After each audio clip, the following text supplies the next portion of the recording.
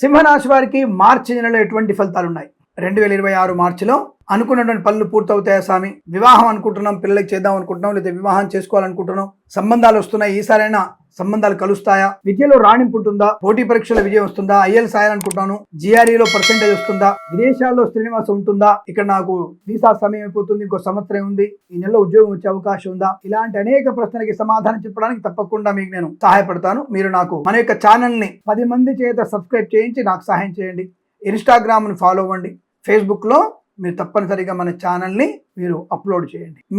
మీ Facebook ద్వారా తప్పకుండా మనకి అనుకూలత ఫలితాలే కనబడుతున్నాయి. సింహరాశి వారికి 1, 2, 4 అదృష్టాన్ని, 3 దురదృష్టాన్ని. ఏమిటండి 1, 2, 4 ఏంటండి? వారాలండి.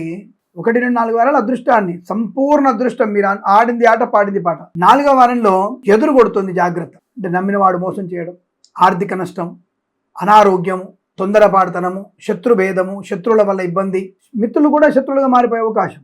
మీ మాట తీరులా ఉంటుంది. 2 వారాలు చేసుకున్న పుణ్యఫలం మొత్తం కూడా 3వ వారంలో ఇబ్బంది పడే అవకాశం. బూడిదలో పోసిన పన్నీర్లాగా అవుతుంది. జాగ్రత్తగా ఉండే ప్రయత్నాన్ని చేయాలి. 1, 2, 4 వారాల్లో చాలా మంచి శుభయోగాలు.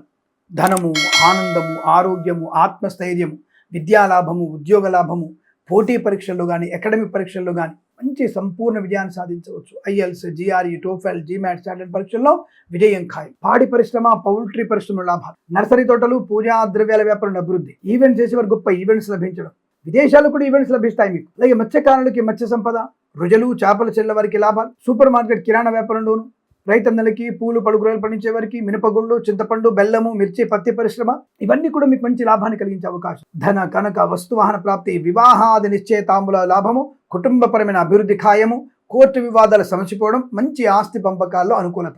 తప్పకుండా అనుకూలవంతమైన శుభయోగాలు ఉన్నాయి. కేవలం ఒక 3వ వారం మాత్రం మీకు